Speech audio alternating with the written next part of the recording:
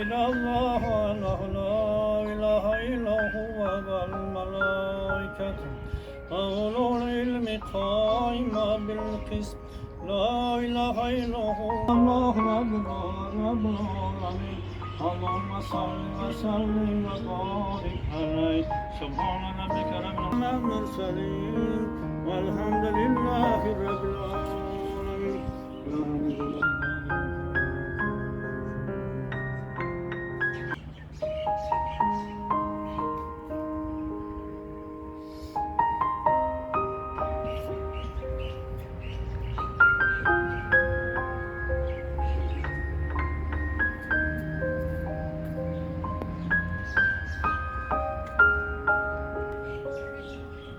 Güzel.